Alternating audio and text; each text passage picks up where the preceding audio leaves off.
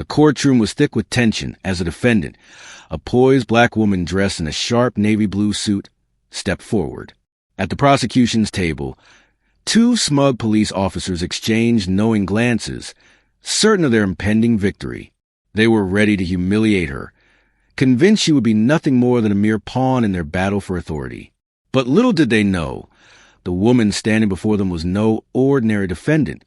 Soon, the balance of power would shift dramatically, leaving everyone in a state of shock. Secrets, prejudice, and an undeniable reckoning filled the air, and this trial was poised to become the most explosive case the city had ever witnessed. The morning sun filtered through the towering windows of the Marston County Courthouse, casting light onto the polished floors and illuminating the charged atmosphere that had overtaken the once quiet halls. Reporters, armed with notepads and cameras, lined the corridors, eagerly awaiting any glimpse of a sensational story. There had been whispers in the local media about this being just another routine case. But today, something felt different. An electric charge hung in the air, and spectators flooded into the courtroom, filling the gallery to capacity.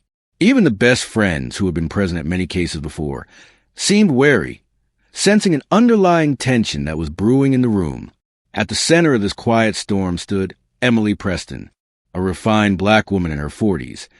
Emily possessed high cheekbones and confident dark eyes that seemed to reflect a calm understanding that no one around her could quite comprehend. Clad in a perfectly tailored navy blue suit, she exuded an aura of self-assurance that was puzzling to many. She walked with quiet confidence, her steps measured and deliberate, as if she knew exactly where she was going and precisely what to expect. She was accompanied by a small entourage. Her personal legal counsel, an older man named Michael Barrett with salt and pepper hair, and an assistant who remained discreetly in the background. There were no limousines or media circus surrounding her arrival. She was composed, determined, and ready for whatever lay ahead. On the prosecution side of the room, officers Ryan Moore and Nathan Walker sat with smug expressions plastered on their faces.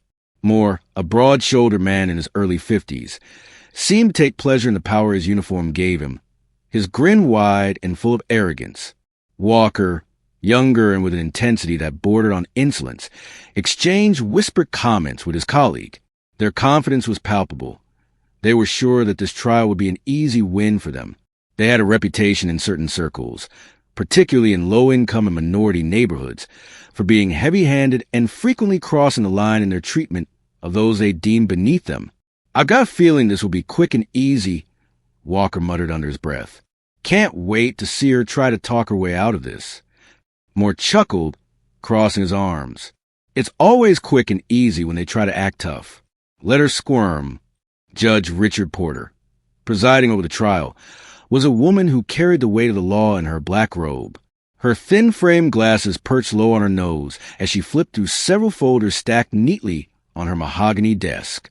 Court employees scurried around, adjusting microphones and seating the jury, the seriousness on the judge's face suggesting she hoped for an orderly proceeding. However, it was clear from the atmosphere in the room that things were far from ordinary. Emily was charged with obstruction of a police investigation, or at least that was the story the media had been fed. The prosecution claimed she had interfered with an ongoing operation led by Moore and Walker, a confrontation that allegedly resulted in her being handcuffed. However, the details of the incident were sparse, and from a look in Emily's eyes, it was clear there was much more to the story than anyone was letting on. To the casual onlooker, Emily appeared unfazed, but trained I would have noticed a subtle tension in her jaw, a sign that she was taking these proceedings very seriously. Despite the tension that swirled around her, Emily showed no fear. She sat at the defendant's table with hands neatly folded, her expression set in a mask of composure. The two officers across the room continued to stare at her, oblivious to the unraveling shock that awaited them. They had no idea what was about to happen. This was not a routine trial. This was the beginning of a dramatic shift in the courtroom. The trial began with formalities, the quiet murmur of voices and the shuffle of feet filling the otherwise hushed space. A wave of anticipation gripped the room as a jury. A motley group of men and women who appear at least outwardly impartial took their seats. Some looked bored, still shaking off the fatigue of the morning, while others seemed intrigued, sensing that this would be no ordinary day in court. Assistant District Attorney Colleen led the prosecution, but it was clear that the Real story was yet to unfold.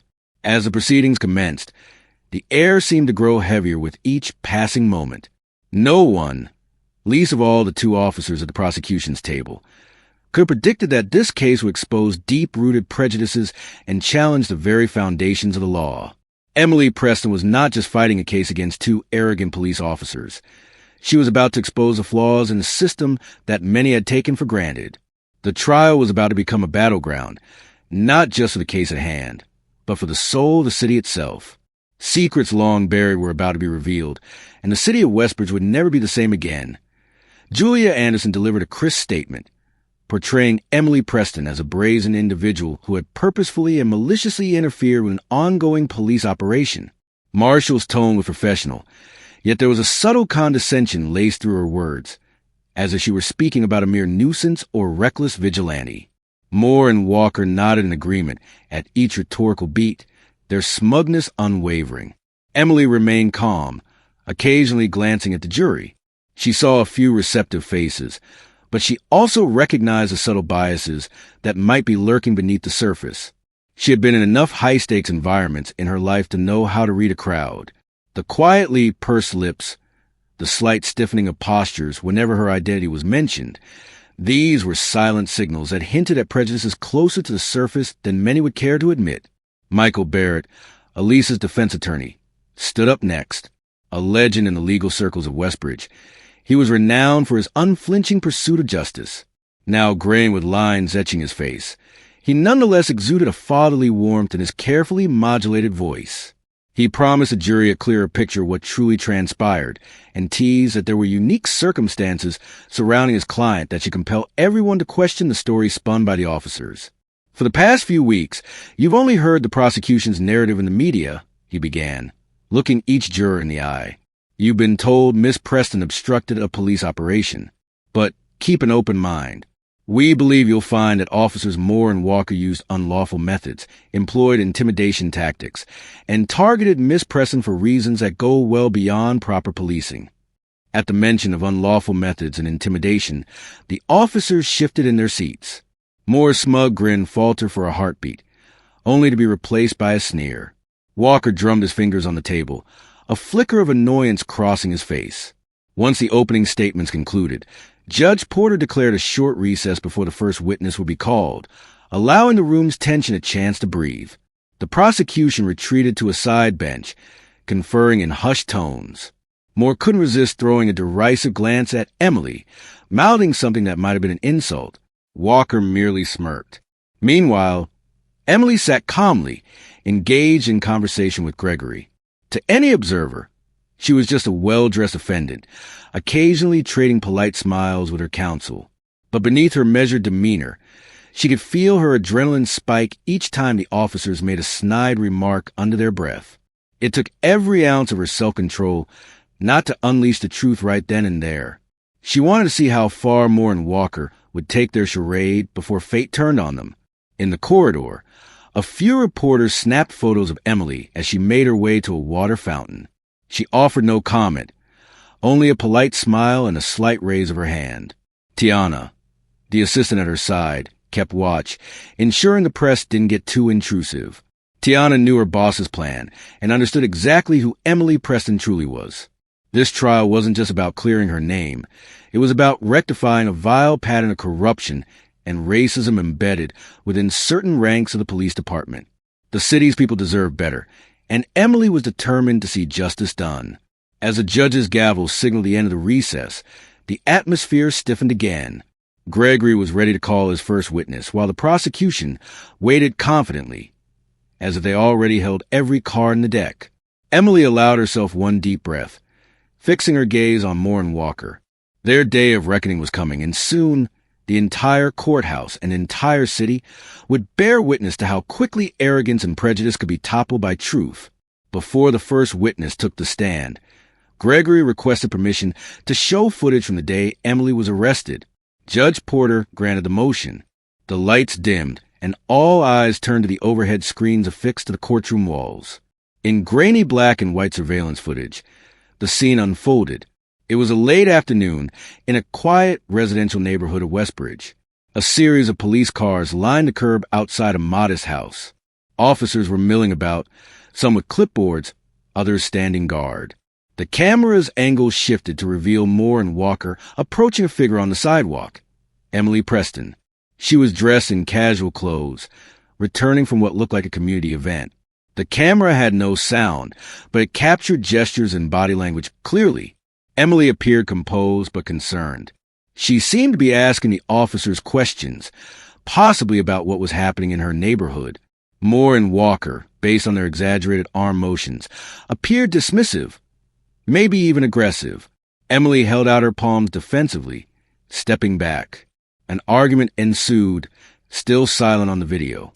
Suddenly, Walker yanked out a set of cuffs and lunged at her, while Moore stood close by, leaning in, clearly threatening her with his posture. Inside the courtroom, the hush grew heavier. Elisa's face remained calm, but her eyes flickered. For many on the jury, this was their first glimpse of the actual events that had led to Emily's arrest. The footage showed a side of the story they had not been told, and it was clear to them that there was much more to this case than what the prosecution had presented. As the footage ended, the tension in the room reached a new peak. The jury, now seeing the events unfold before their eyes, began to question the narrative they had been fed. The power dynamics between Emily and the officers were becoming clearer, and the seeds of doubt were planted in the minds of the jurors. This was not just about one woman standing up to authority. This was about a system that had long been skewed, and it was beginning to crack. The truth, once buried, was now in plain view, and Emily Preston's fight for justice had only just begun. The confrontation that followed was intense. If Emily had truly obstructed a police operation, the video didn't conclusively show it. Instead, it showed her being cornered. The defense paused the video at the moment Emily was pinned against the hood of a police cruiser, her hands forcibly cuffed behind her back. Gregory stood, his voice measured. Ladies and gentlemen of the jury, this footage merely scratches the surface. You see Miss Preston asking questions and stepping back. No sign of a struggle, no sign of her interfering with anything other than inquire about the presence of so many officers in her neighborhood. You see the immediate escalation from conversation to force. Yet the prosecution claims she was aggressively obstructing their operation. Are you seeing that here? Ada Julia cleared her throat, preparing to counter, but before she could speak, the lights came back on, and Gregory continued. We plan to call eyewitnesses who will testify to what Miss Preston actually said, were the concern for a neighbor whose house the officers targeted under questionable circumstances. After a brief sidebar, the judge allowed the defense to proceed with their witness, a local resident named Carmen Williams. Carmen, a retired school teacher and longtime neighborhood watch volunteer, had been walking her dog that day. She described in vivid detail how Emily approached the officers politely. Carmen explained that Emily recognized a woman living in the targeted home, a frail elderly lady who had recently complained of police harassment. Carmen saw no aggression from Emily, only confusion.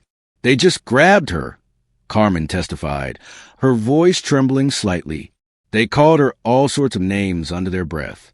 I can't repeat them in this court, but it was shocking. She did nothing but ask questions. Next thing I knew, she was on the hood of that cruiser. In that instant, Moore shifted uncomfortably and Walker's jaw tightened. Their expression screamed a desire to discredit this witness, yet Carmen's unwavering tone and sincerity in her eyes made her testimony compelling. The jury took notes, occasionally glancing at Emily to gauge a reaction. When Marshall cross-examined Carmen, she tried to paint her as an unreliable witness. She suggested that Carmen might have poor eyesight due to her age or that she might have personal bias. But Carmen held firm, clarifying that she only needed glasses for reading and had been a staunch supporter of fair policing her entire life.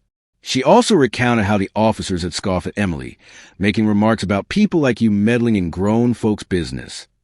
As Carmen concluded her testimony, a ripple of unease passed through the prosecution's table. The idea that racially charged language might have been used was a potent new factor. Neither Moore nor Walker dared look at the jury as Carmen stepped down. For the first time in the trial, there was a crack in the officers' fortress of arrogance. They glanced at Emily, who calmly observed the proceedings, still not revealing her true identity. The stage was set for even more explosive revelations, ones that would rattle the pillars of the courthouse and the entire Westbridge Police Department. During the lunch recess, the courthouse corridors buzzed with speculation, journalists clustering in corners, whispering theories about the footage and Carmen Williams' testimony. Some recalled rumors of questionable actions by Moore and Walker in the past, investigations into complaints that had never gone anywhere. How many times had these officers walked away unscathed? And who was Emily Preston really, that she would stand up so fearlessly against them? Emily and Gregory retreated to a small conference room where her assistant, Tiana, guarded the door from prying ears. A hush fell as Gregory gathered his notes. Carmen's testimony was solid, he said, glancing at Emily with a proud nod. But they'll discredit her if they can. We need more than eyewitness accounts. We'll need to reveal your position at some point, won't we? Emily sighed, straightening her posture. We will, but not yet, she said quietly. I need them to continue underestimating me. I want to see how far they'll go to lie under oath. Gregory rubbed the bridge of his nose. This is risky. The prosecution will blindside us with anything they can. But if we reveal the truth at the right moment, it could be a game changer. Emily nodded. Precisely. But the goal isn't just to win my case. We need accountability. If we expose them prematurely, they might cut a deal or the department might try to bury evidence. Timing is everything. Tiana stepped forward, clearing her throat politely. Ma'am, I've arranged for a secure call with Deputy Secretary Lawson. He wants an update on the situation. Emily thanked her assistant with a gracious smile, then turned to Gregory. Can we trust the system here to deliver justice once they learn who I am? I've seen how the wheels of bureaucracy turn, slow and sometimes crooked, Gregory replied, leaning in, his eyes earnest. But the moment it becomes a federal matter, especially under Homeland Security's lens, they can't sweep it under the rug. And if the city officials try, there will be consequences. The moment you're revealed, they'll realize this isn't just any case. Emily felt a calm resolve settle over her. The battle was far from over. But now, more than ever, she could see the path forward. It wasn't just about exposing the officers to their lies. It was about holding the entire system accountable, dismantling the forces that had allowed these officers to act with impunity for so long. The stage was set, and she would not let this opportunity slip by. Not now. Not when everything she had worked for was on the line. Her gaze shifted back to the courtroom, where the next phase of the trial awaited. The truth was about to unfold, and nothing would stop her from seeing it through to the end. The legal ramifications of the case were becoming far bigger than anyone had anticipated. We're talking about civil rights violations at a federal level. Elisa's gaze hardened as she reflected on the weight of her role in this.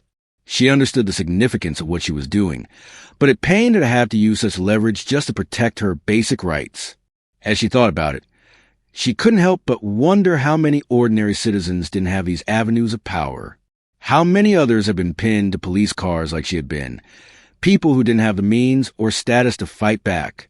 Meanwhile, in another corner of the courthouse, Moore and Walker huddled with Ada Julia. Their voices were low but tense. The officers insisted that Carmen's testimony was hearsay from an old bat. They maintained that Emily was the aggressor, claiming she used threatening language. However, they had no substantial video or audio evidence to back up their claims. The so-called dash cam footage conveniently had technical issues, and the body cams they wore had either malfunctioned or lost battery at the most crucial moments. Keep it together, Julia, she hissed, aware of the risk that repeated claims of malfunctioning body cams could begin to look suspicious. Yet she also knew she had to present a united front. We'll find a way to discredit that video. And even if the judge allows it, we'll call enough witnesses from the department to back up your version of events. Walker muttered under his breath. We have to win. I'm not letting some mouthy troublemaker upend my career. Moore clapped a hand on Walker's shoulder. Relax, we've seen worse, Dave. At the end of the day, no jury is going to believe a random civilian over two decorated officers, especially not someone like her. Julia glanced over her shoulder, lowering her voice further. Just watch it with the remarks, Officer Moore. This is a sensitive trial. We can't afford any slip-ups that hint at racism or prejudice. Moore shrugged but nodded, his expression betraying neither remorse nor caution. Their entire plan revolved around the assumption that no one could best him in court. They certainly had no idea who Emily really was or the extent of her influence, which stretched far beyond Westbridge. As the lunch recess ended, both sides prepared to resume the trial.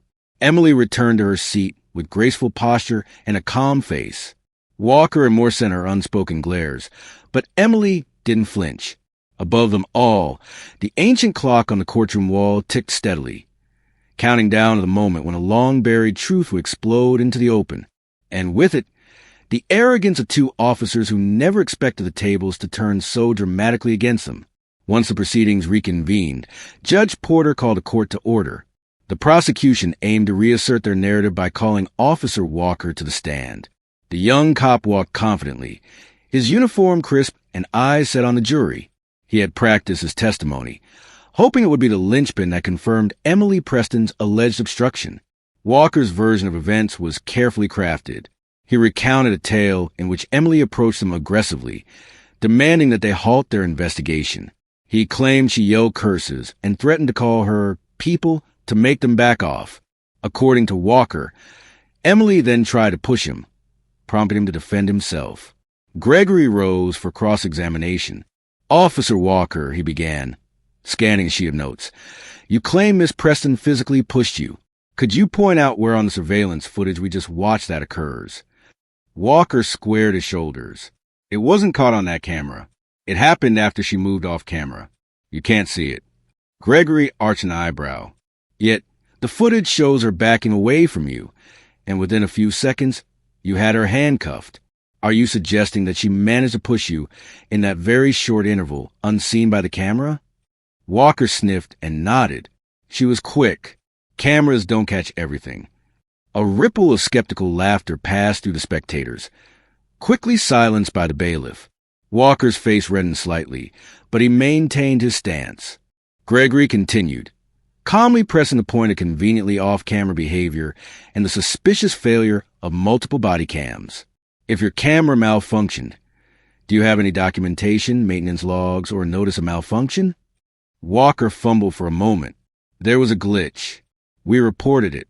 Those forms are with the department's tech unit." Gregory gave a polite, tight-lipped smile. "I see. We requested those logs but haven't received them. I trust they'll be forthcoming, or else we might question whether they exist at all." The jury was clearly taking note of the policeman's evasiveness.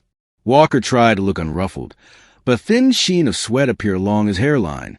Next, Ada Julia directed the conversation to shift focus, asking Walker about his years of service, the commendations he had received, and how he was dedicated to safeguarding the community. Walker leaned into his performance, waxing poetic about the challenges of law enforcement. His words were aimed at painting him as a dedicated officer who had no reason to target innocent civilians. In describing his noble work, he subtly implied that Emily had interfered because of personal vendettas, even though his version of events was rapidly falling apart under cross-examination. As the trial progressed, it became clear that the prosecution's narrative was unraveling.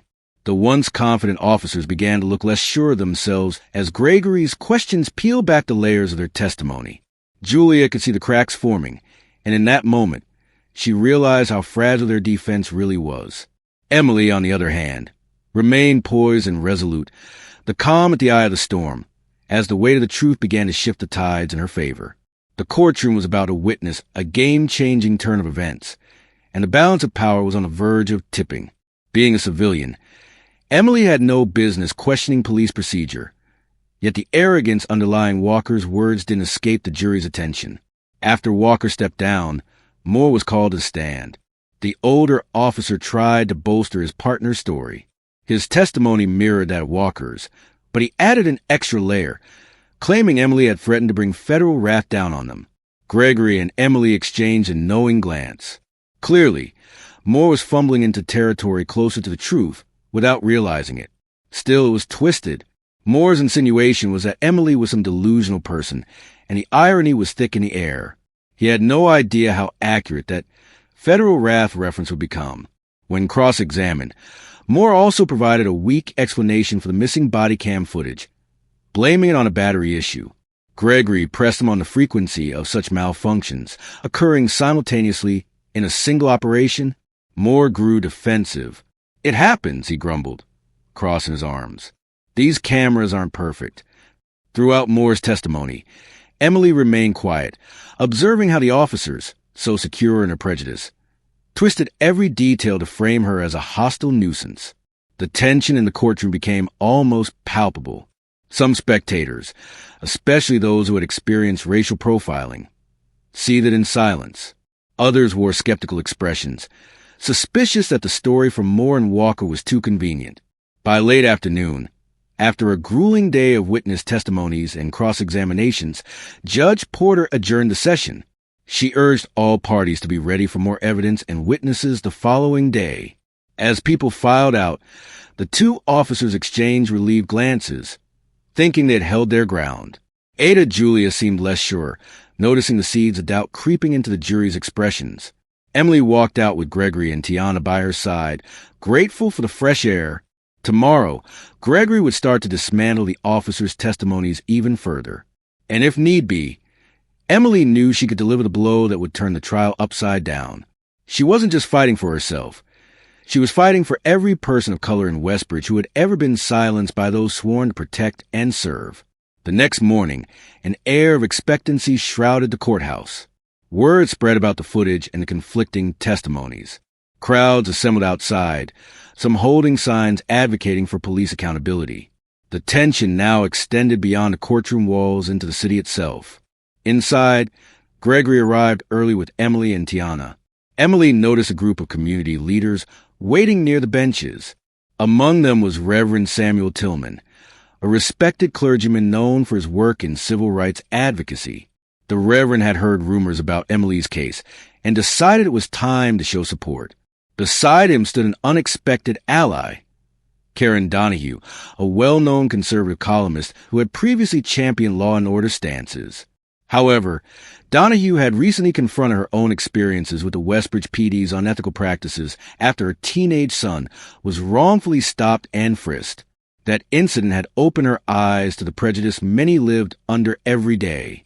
Gregory approached them, extending a polite handshake. "Reverend Miss Donahue, we appreciate you being here."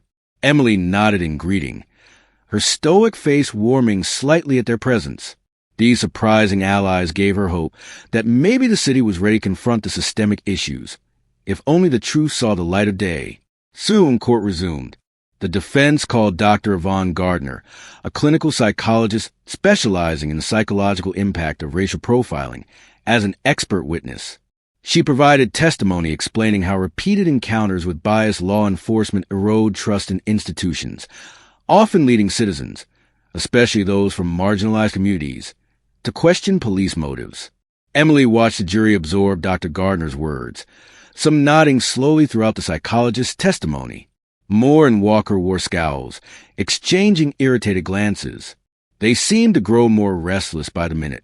Gardner's testimony, though not directly about them, painted a broader picture that implicated practices akin to those the officers were accused of. It was a subtle yet potent maneuver by Gregory, helping the jury see that Emily's reaction on the day she was arrested could have been a result of long-standing systemic issues, rather than any inherent aggression. Then came a pivotal moment. Gregory called Sergeant Miguel Trivino of the Westbridge PD as a defense witness. Trivino was a man of few words, but known within the department as an honest officer. He hesitated at first, but had agreed to testify under subpoena. "Sergeant Trivino," Gregory asked, "were you present at any point during the incident involving Miss Preston?" Trivino nodded solemnly. "Yes. I arrived shortly after the call for backup was made. I saw Miss Preston in cuffs in the back of a patrol car. She looked shaken. I also noticed the body cams on officers Moore and Walker were powered off. I asked if they had footage. They told me no." Trivino continued. Gregory pressed gently. "Did that strike you as odd?" "It did," Trivino admitted, casting a wary glance at Moore and Walker, who stared daggers at him. Protocol requires body cams to be active in any interaction with the public. They told me it was a malfunction, but that seemed suspicious, since both had the same issue at once. When Gregory asked if Trivino had ever witnessed Moore and Walker, the sergeant's posture stiffened and he hesitated, perspiration forming on his brow. "Yes," he said, his voice tight. "I have heard them use slurs. I've filed internal complaints, but nothing ever came of them." A hush fell over the courtroom. Moore's face reddened with fury, and Walker glared at Trivino as though he were a predator sizing up its next meal. Ada Julia attempted to discredit Trivino, suggesting that he held a personal grudge, but Trivino kept his answers short and factual. The damage was done. At the back of the gallery, Donahue scribbled furiously on a notepad, while Reverend Tillman pressed his lips together in grim acknowledgement. The jurors exchanged uneasy glances, and even Judge Porter's expression showed concern, as though she was only now grasping the depth of the issues at hand. During a short break, the hallway buzzed with conversation.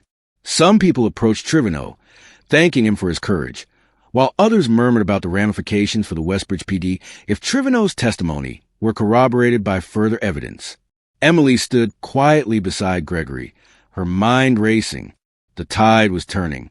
Where once the officers sat smugly, certain that their uniforms granted them impunity, their foundation was starting to crumble under the weight of their own falsehoods and bigotry. Yet, Emily knew this was just the beginning. The real knockout blow would come when her identity as the newly appointed head of Homeland Security was revealed. She had no illusions that revealing it would fix everything overnight, but it would force the entire system to reckon with what had happened here. Justice was inching closer, but the final confrontation still loomed, and Emily felt the heavy burden of what must be done to ensure that no one else had to endure the humiliations she had faced at the hands of those sworn to protect. By the end of the day, the prosecution's once confident facade was in disarray. Witness after witness for the defense painted a pattern of misconduct, not just in Emily's arrest, but in earlier incidents involving Moore and Walker. The jury became more attentive, some wearing expressions of disgust as details emerged of how the officers had historically dealt with minorities. There were accounts of traffic stops that escalated into unwarranted searches, young black men roughed up for merely asking questions, and a consistent narrative of intimidation tactics. Emily and Gregory had carefully curated these witnesses, people who had either lodged formal complaints or witnessed questionable policing. None of them had found justice because those complaints had apparently vanished in the Westbridge PD's internal processes. Now, under oath and with public scrutiny, these hidden truths could no longer be conveniently dismissed. During a particularly tense moment, Gregory presented departmental records obtained through a subpoena. These documents indicated that Moore and Walker had more complaints filed against them than 90% of their peers. In the margin, multiple notes from Internal Affairs simply read, "Case closed, insufficient evidence." The repeated pattern was impossible to ignore. The prosecution attempted a feeble defense, suggesting that as active officers working in high-crime areas, it was normal for them to accumulate numerous complaints. But even the jury could see this explanation falling flat. Each new piece of evidence eroded the credibility of the officers. Their earlier confidence had all but evaporated. In the gallery, public opinion was visibly shifting. Moore grew more sullen with every damaging revelation, while Walker's face occasionally flared with anger. The same man who had boasted about making short work of Emily was now clenching his jaw. Tension radiated from him, and his foot tapped restlessly under the table, a testament to his rising panic. Outside the courthouse, local news channels were broadcasting daily updates. Interviews with community members revealed anger and frustration, especially among black residents, who felt vindicated at last. Others voiced concern about letting one-sided stories shape public opinion, still clinging to the notion that the police were beyond reproach.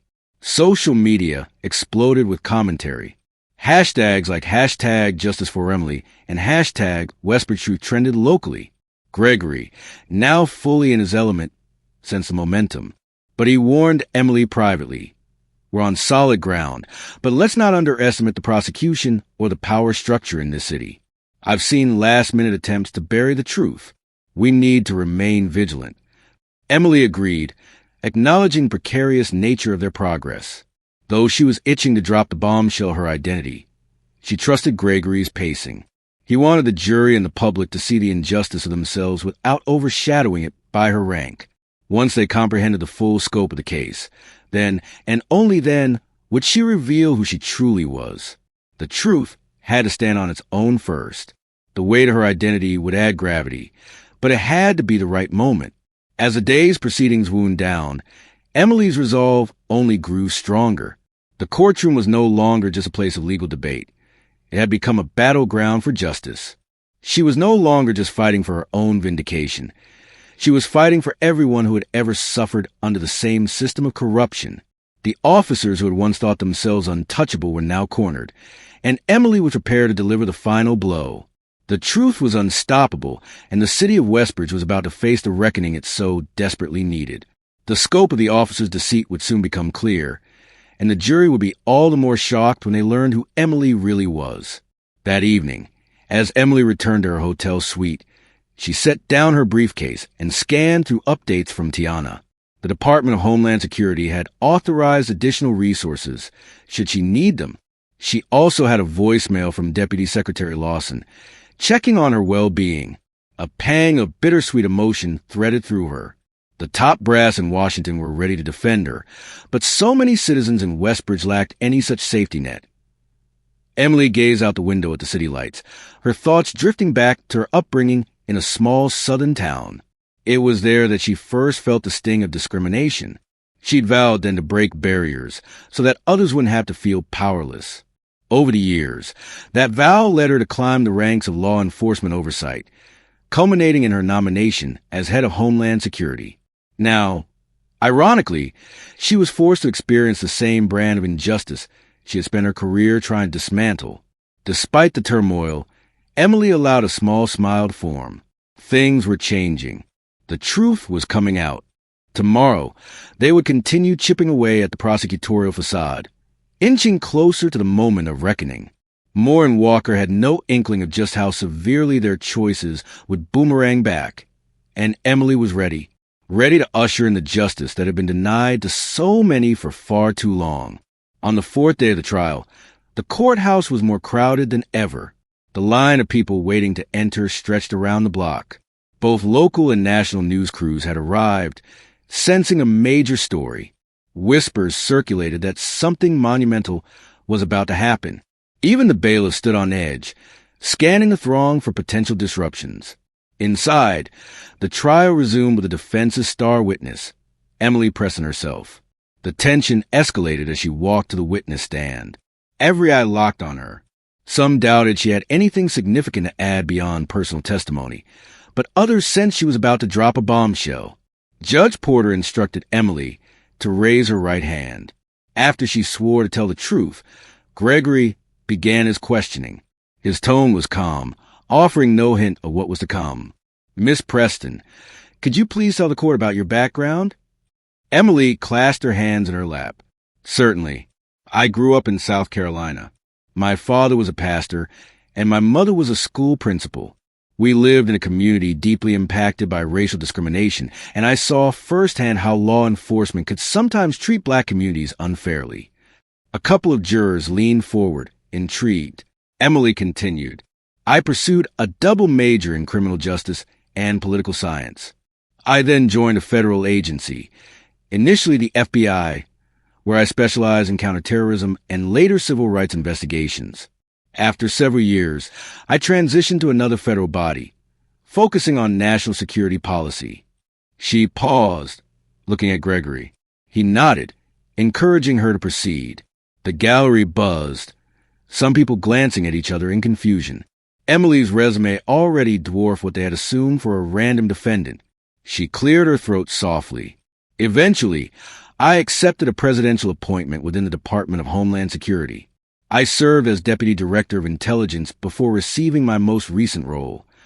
A hush blanketed the courtroom. Even Moore and Walker seemed momentarily stupefied.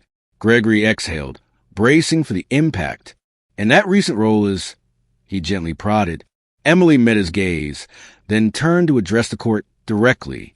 I am currently the newly appointed head of the Department of Homeland Security. The silence was deafening, punctured only by an audible gasp or two from the audience. A few camera shutters clicked, reporters capturing the moment. The jury stared, mouths agape. Judge Porter leaned forward, adjusting her glasses as if doubting what she had heard. Pandemonium erupted in the gallery. People whispered and murmured among themselves. Moore's eyes widened in shock. Walker went pale, as though he had been struck by lightning. Ada Julia, to her credit, attempted to compose her demeanor, but her complexion betrayed her astonishment. This was not merely a random civilian. This was a powerful figure at the federal level. Gregory waited until the outcry subsided. So, Miss Preston, on the day you were arrested, did you have any intention of hindering a legitimate police operation, or were you simply concerned about a potentially unlawful raid in a neighborhood you were visiting? With her voice steady, Emily responded, I had no intention of obstructing anything. I saw what looked like an overreach and was worried about the rights of the homeowner. My concerns weren't personal. They were professional. I've dedicated my life to protecting citizens' rights while ensuring national security. A trembling hush settled again. The jurors carefully studied Emily, wrestling with the magnitude of her testimony. The prosecution looked flustered, well aware that this revelation obliterated their portrayal of Emily as a hostile meddler. And in the seats designated for the accused officers, Moore and Walker exchanged terrified glances.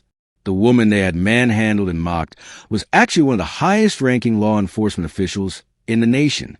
For a moment, the gravity of what they had done hung palpably in the air. They had forcibly arrested a figure who was now undeniably their superior. Emily's calm composure stood in stark contrast to the turmoil around her. This was the moment when the balance of power shifted, when the tide that had once been against her now turned in her favor. The officer's arrogance, built on years of unchallenged authority, was crumbling in the face of the truth. The officers had arrested someone who was not just an ordinary citizen, but a key federal official, and their excuses about body cam malfunctions were now laughable in light of the scrutiny that was sure to come from higher authorities.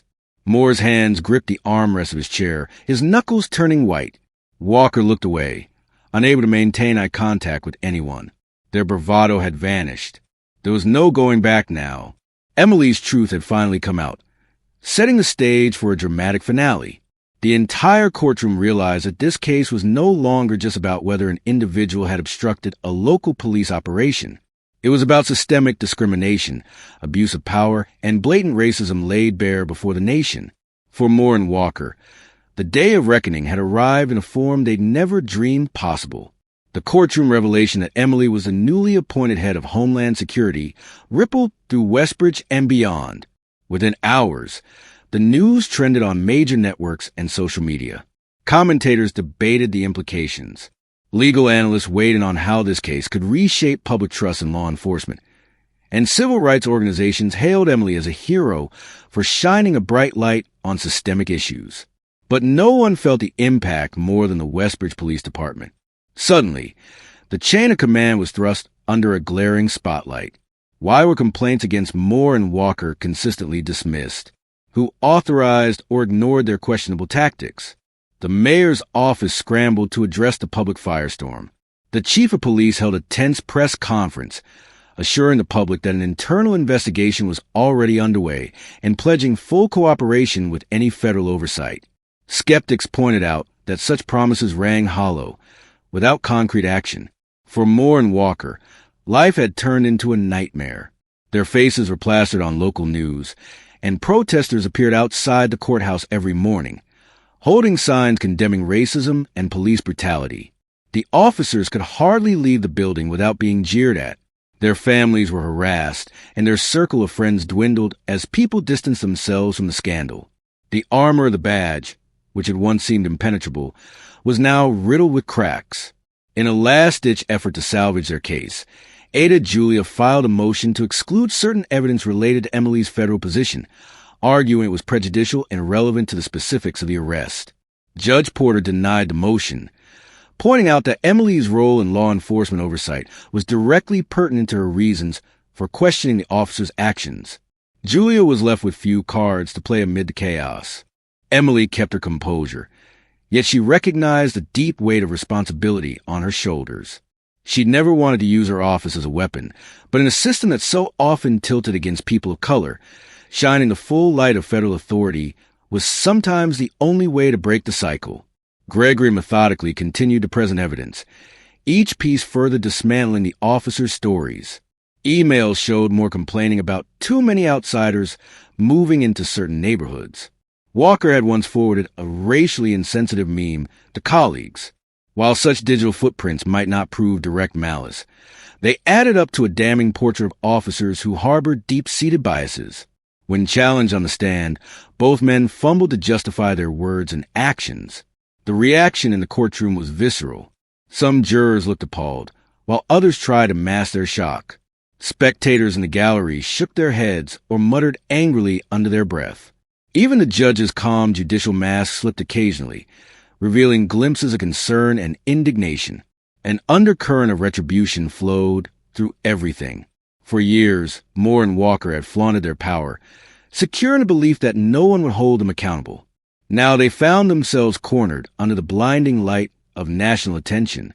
The disgrace they had tried to inflict on Emily was boomeranging back upon them tenfold. Their credibility was in shambles, and whispers of criminal charges, perjury, civil rights violations grew louder. Emily didn't revel in their downfall. She was too aware of the bigger picture. They were just the tip of an iceberg. Changes in policy, accountability measures, and real cultural shifts within policing, those would be the true victories. Still, she couldn't deny a sense of closure. If even two corrupt officers could be exposed, it would send a message to others that no one was beyond the reach of justice. As the trial neared its conclusion, the city of Westbridge braced for the verdict. Were the officers guilty of misconduct, lying under oath, and racially motivated abuse of power? Or would the system, flawed as it was, somehow shield them again? One thing was certain. The illusions propping them up had shattered. The final judgment loomed, promising to set a precedent for how the country at large might deal with corruption within its police force. As the final days of the trial unfolded, the packed courtroom was filled with palpable tension. All eyes were on Moore and Walker, whose past actions were being systematically exposed. The evidence of their misconduct had piled up so high that even their own counsel was running out of defenses. Rumors swirled that the officers were considering a plea deal, some arrangement to avoid the harshest penalties. But their pride still clung to the hope that they might walk away with minimal consequences. On the stand for the second time, Officer Walker appeared rattled. Gone was the swaggering confidence. Perspiration trickled down his temple as Gregory methodically replayed the damning surveillance footage, cross-referencing it with Walker's earlier contradictory statements. The tension in the room was palpable, each silent second intensifying the sense that the walls were closing in on him. Moore watched from the sidelines, his jaw tight and his lips pressed into a thin line. He had long been the dominant one between the two, but now the cracks in his tough facade were unmistakable. During a brief recess, Moore's own attorney confronted him in a corner of the courtroom, whispering urgently, "If you refuse to show any remorse, we risk being crucified by public opinion, and possibly by the law. You become a liability, not just to yourself, but to the entire Westbridge PD." When the proceedings resumed, something unexpected happened. Moore rose to speak, requesting a moment to address the court. Judge Porter, clearly intrigued, allowed it. The veteran cop cleared his throat and looked around the room, his eyes finally landing on Emily. He hesitated, as though grappling with a profound internal struggle. I want to say something," Moore began, his voice uneven. "I've been a police officer for nearly 30 years. I've always tried to do my job, but I see now that I've made mistakes. Big mistakes." He turned slightly toward Emily, but couldn't bring himself to look her in the eye for more than a second. "Miss Preston, I'm sorry." He paused, swallowing hard. The silence was excruciating. The man who once mocked Emily openly, who believed she was just another insignificant citizen, now fumbled for words. "I'm sorry I handled things the way I did. I was wrong and I apologize." A gasp fluttered through the gallery. Walker, seated beside his partner, looked stunned. Emily studied Moore's face, trying to discern if this was genuine contrition or a calculated move. While she couldn't read the man's heart, she decided that his words still carried weight. This was a moment in which an emblem of power was forced to acknowledge wrongdoing. Judge Porter motioned for Moore to be seated, but not before Walker also stood, clearing his throat. "Your Honor," he said, his voice cracking slightly. "I, apologize as well to Miss Preston. We messed up at first." No one spoke for a moment. Then Gregory nodded softly. Emily remained composed, meeting Walker's gaze. She offered a dignified inclination of her head, acknowledging their words without endorsing them wholeheartedly. A public apology was a far cry from justice, but it was a step. The atmosphere in the courtroom shifted, albeit subtly. Some spectators looked relieved. Others remained skeptical. Reverend Tillman, sitting in the gallery, breathed a measured sigh, while Karen Donahue furiously took notes, ready to pen an article about the dramatic reversal she had just witnessed. The apology didn't erase the lies told on the stand, nor the racially charged remarks. Still, it laid bare the tension between personal remorse and systemic abuse. Even if these officers were sincere, the damage extended beyond them. The city had to grapple with why it had allowed men like Moore and Walker to act with impunity for so long. Emily listened to their apologies with a calm expression. "Thank you," she said softly, her voice carrying in the hushed courtroom. "I accept your apology, but that doesn't absolve the harm you've done. Let's hope this sparks real change." Her words hung in the air, an unspoken challenge to the entire system. As the courtroom recessed for the day, reporters scrambled for statements, and the public braced for the next phase. Contrition or not, accountability was now inevitable. On the final day of the trial, the courtroom was electric with anticipation. The jury filed in, their faces solemn, bearing the weight of days of testimony and revelations.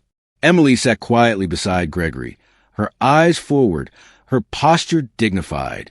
Opposite them, Moore and Walker seemed to have aged years in the span of the trial. Their once defiant demeanors had deflated. Judge Porter addressed the court. "Members of the jury, have you reached a verdict?" she asked. The foreman, a middle-aged woman with determined features, rose and handed a slip of paper to the bailiff. After a tense pause, she read the words that would determine the outcome. On the key charges of false arrest and filing false reports, the jury finds Moore and Walker guilty. They also face potential additional charges, including civil rights violations, pending the outcome of federal investigations that Emily's team will lead. A wave of hushed exclamations rippled through the gallery. Some spectators smiled. Others allowed tears to fall. This was the moment many had been waiting for. The day justice had been served in a way that had eluded so many before. Moore and Walker sat motionless, their faces pale, their eyes staring at the floor. It was clear that the ramifications of their actions had caught up with them. Their credibility had been shattered. The public, the court, and the nation had seen through their lies, their abuse of power, and their racist tactics. This trial had changed everything. And for the first time in their careers, Moore and Walker would face the consequences of their actions. As the courtroom began to empty, Emily remained seated, her face a mask of composure. Her work was far from over. But in that moment, the weight of the trial's outcome was undeniable. Justice had been done, and a powerful message had been sent. Accountability would no longer be optional. Tears began to slip down Moore and Walker's cheeks as their attorneys placed conciliatory hands on their shoulders. There would be sentencing to come, but the message was clear. Their actions had consequences. Judge Porter's voice held steady authority. "Officers Moore and Walker, a date for sentencing will be set. Until then, you are remanded to limited custody with electronic monitoring. Given the gravity of the charges, your continued service on the police force is no longer feasible. I trust the department will act accordingly. Court is adjourned." She banged her gavel, and the echo seemed to underscore a monumental shift. Emily shut her eyes briefly, exhaling the tension that had built up over the weeks. Gregory patted her arm in quiet celebration. Immediately, the gallery erupted into a swirl of activity. Reporters clamored for quotes. Cameras flashed incessantly, and the bailiffs did their best to maintain order. Moore and Walker were escorted out through a side door, heads lowered. They had stepped into the courtroom believing themselves untouchable, but now they were leaving as convicted criminals, their reputations tarnished and their futures uncertain. Community members gathered around Emily, offering gratitude and congratulations. Even Reverend Tillman, who had watched quietly throughout the trial, approached her with moist eyes. "Thank you, Miss Preston," he said, his voice trembling. "You've shown everyone that justice can still prevail." Karen Donahue, the columnist, offered a surprisingly warm handshake. "I've been critical of federal overreach in the past," she admitted. "But you showed me there are times when federal oversight is exactly what's needed." Emily accepted their thanks gracefully. She was relieved, not just for her personal vindication, but for what the verdict represented. For too long, stories like hers had ended with the officer's word being taken as gospel, leaving victims unheard and unprotected. Today's verdict, while not erasing decades of injustice, was a beacon of hope. Gregory stood nearby, his face beaming with tired pride. Tiana, Emily's assistant, discreetly pressed a phone into Emily's hand. "It's Deputy Secretary Lawson," she whispered. "He wants to congratulate you." Emily smiled, almost forgetting the larger world that awaited her beyond Westbridge.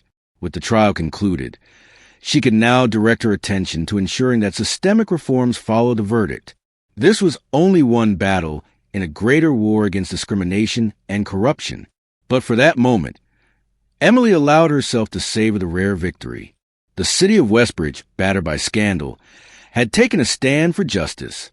In doing so, it had given the nation a reason to believe in the power of accountability and truth. In the weeks following the trial, Westbridge found itself under intense public scrutiny. The Westbridge Police Department announced a full overhaul of its complaint review system, promising external oversight and transparency. A federal task force, overseen in part by Emily herself, began investigating the department's leadership. Heads rolled, and retirements were hastily arranged for high-ranking officials who had stonewalled complaints. The old guard gave way to new, more diverse leadership. Moore and Walker awaited formal sentencing. Their attorneys pursued every legal angle possible, but the evidence was overwhelming. Meanwhile, the city braced for a civil lawsuit from Emily, one that aimed to secure financial restitution, not for herself, but for the underrepresented communities harmed by police misconduct. She planned to channel any award into social programs that supported youth and addressed racial disparities in law enforcement. Emily's story captured the national spotlight. Interviews and articles highlighted her role in shining a light on systemic corruption. Many media outlets treated her like a celebrity, but reframed each interview to focus on the broader issue of reform. "I'm just one person," she would say. "There are countless others who endured the same injustice with no recourse. They deserve to be heard too." At City Hall, a special ceremony took place to honor local civil rights activists who had long fought against injustice, often in obscurity.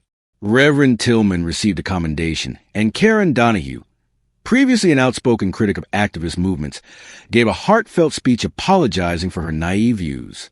The moment was fraught with symbolism, as people from opposite ends of the ideological spectrum united around the recognition that something had to change. Michael Barrett, after the trial, found his law office inundated with messages of support. The aging attorney, nearing retirement, joked that he might never retire if cases like Emily's kept surfacing. "We've only scratched the surface," he confided to Emily one afternoon. "Every day more victims come forward, emboldened by what you've done." The momentum of the trial had not only ignited the desire for change within Westbridge, but had sparked a ripple effect that would reach far beyond the city's borders. For Emily, the battle was far from over. The real work was just beginning. But for now, as she reflected on what had been accomplished, she allowed herself a brief moment of peace. The fight for justice was long, but in that instant, she knew it was worth every step. Tiana, Elisa's ever-faithful assistant, coordinated resources from Homeland Security to aid Westbridge's path to reform. She also played a pivotal role in assembling a coalition of local nonprofits, educators, and business leaders, all dedicated to rejuvenating the city's marginalized neighborhoods. The synergy that emerged was remarkable. Where cynicism once reigned, a spirit of hope and communal effort now flourished. One evening, Emily returned to a familiar street where her confrontation with Moore and Thompson had occurred. The elderly resident whose home had been raided greeted her with grateful tears. The neighborhood kids, once too scared to go outside for fear of harassment, now rode their bikes freely. Street murals depicting unity and justice began to appear on old walls, symbolizing the community's new spirit. As Emily looked around, she felt a quiet satisfaction. The city still had mountains to climb, but at least it was moving in the right direction. Back in her vehicle, Emily found a moment to reflect. She had come to Westbridge as a visitor, only to be thrust into a fight for her dignity and freedom. Yet from the ashes of that ordeal, something transformative had emerged, not just for her, but for the city and potentially for the nation. She would continue her duties as head of Homeland Security, but she vowed never to forget the lesson of Westbridge, that ordinary people, fueled by truth and courage, could topple even the most deeply entrenched injustices. She leaned back in the seat, scanning the twinkling skyline. The road ahead might be long, but the engine of change was finally running, and that, Emily thought with a determined smile, was a road worth traveling, no matter where it led.